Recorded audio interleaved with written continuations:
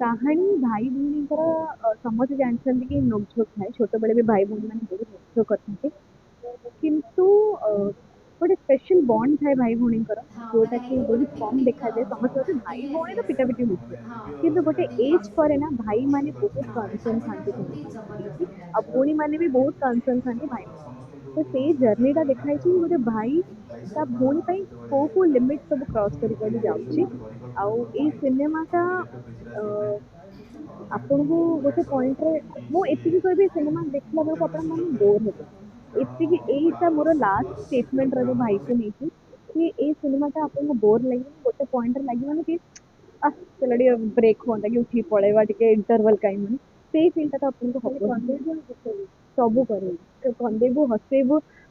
ଆପଣଙ୍କୁ ଅମେଜ ବି କରେଇବୁ ତ ହଁ ଏଇଟା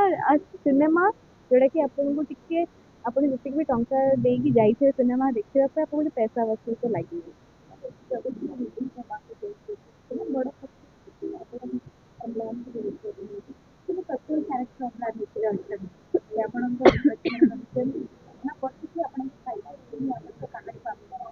ଦେଖନ୍ତୁ କାହାଣୀ ଭାଇର ଓପନିଂ ପାର୍ଟ ଆର ଆହୁରି ଦୁଇଟା ପାର୍ଟ ହେବାର ଅଛି ତ ଅଫକୋର୍ସ ଭାଇ ଫର୍ଷ୍ଟ ପାର୍ଟର ତ କିଛିଟା ବାକି ରହିଛି ଅମ୍ଲାନଙ୍କର ମାନେ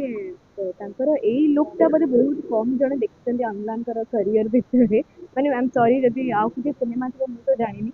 କିନ୍ତୁ ଏଇ ଲୁକ୍ ଟା ଅମ୍ଲାନଙ୍କର ତ ଫର୍ଷ୍ଟ ଟାଇମ ଭାଇରେ ହିଁ ଅଛି ଅମ୍ଲାନ ଇଜ ଡୁଇଂ ଭେରି ଗୁଡ ଆଉ ସେଇ ସସ୍ପେନ୍ସ ତ ମୁଁ କହିବିନି ଅମ୍ଲାନ କଣ କରୁଛନ୍ତି କଣ ଅଛନ୍ତି ସେଇଟା ଆପଣମାନେ ସମସ୍ତେ 24 ତାରିଖ ଦିନ ସିନେମା ହଲରେ ଜୟ ଜଗନ୍ନାଥ। ଷ୍ଟୋରି ଭାଇ ଭଉଣୀ जो सिनेमा ଭାଇ ତା ଭଉଣୀକୁ କିପରି ରକ୍ଷା କରୁଛି ତାର ପ୍ରୋବ୍ଲେମ ହଉଛି କଣ ହଉଛି ଏଇ ଡିଟେଲକୁ ନେଇକି ଫିଲ୍ମ ହେଇଛି। ଫିଲ୍ମଟି ଲଦାଖ ଆଉ ମନାଲିରେ ସୁଟିଂ ହେଇଛି, ଓଡ଼ିଶାରେ ସୁଟିଂ ହେଇଛି। ଏଇ 24 ତାରିଖ ଦିନ ରିଲିଜ ହେବାକୁ ଯାଉଛି। ସମୟ ଲାଗିଲା ସିନେମା ବନେଇବା ପାଇଁ କାହିଁକିନା ସିନେମାରେ ବହୁତ ପୋଷ୍ଟ ପ୍ରଡକ୍ସନରେ ବହୁତ କାମ ଥିଲା ଭିଜୁଆଲ ଇଫେକ୍ଟ ଆଉ ବ୍ୟାକଗ୍ରାଉଣ୍ଡ ସ୍କୋର ମ୍ୟୁଜିକରେ କାହିଁକିନା ଏଠି ମ୍ୟାନ୍ ପାୱାର ବହୁତ କମ୍ ଥିଲା ଭିଜୁଆଲ ଇଫେକ୍ଟରେ ସେଥିପାଇଁ ମନି ଅପେକ୍ଷା ଟାଇମ୍ ଇନଭେଷ୍ଟ କରିବାଟା ବେଟର ଥିଲା ସେଥିପାଇଁ 2 ବର୍ଷ ଲାଗିଲା ବଟ୍ ଆପଣମାନଙ୍କ ଟ୍ରେଲର ଭଲ ଲାଗିଛି ସମସ୍ତେ ପସନ୍ଦ କରିଛନ୍ତି। 24 ତାରିଖ ଦିନ ରିଲିଜ ହେଲେ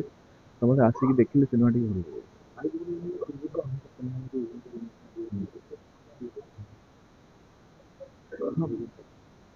ବେଶୀ କିଛି ନାହିଁ ଷ୍ଟୋରି ବହୁତ ସିମ୍ପଲ କି ଭଉଣୀ ଆମ ନିଜ ଭଉଣୀ କି ଆମ ପରିବାରରେ କିଏ ବି ଯଦି ଫସି ଯାଆନ୍ତି କିଛି ବିପଦରେ ପଡନ୍ତେ ଦେନ୍ ଘର ଲୋକ ହିଁ ଯାଇକି ତାକୁ ରକ୍ଷା କରନ୍ତି ସେମ୍ ତା ଭଉଣୀ ରାକ୍ଷୀ ବାନ୍ଧି ତା ରାକ୍ଷୀ ପାଉନା ଭଳିଆ ତା ଭାଇ ତା ପାଇଁ ଯାଇକି ତାକୁ ଖୋଜୁଛି କଣ କେମିତି ଷ୍ଟ୍ରଗଲ କରୁଛି କେମିତି ପାଉଛି କି ପାଉନି ଏସବୁର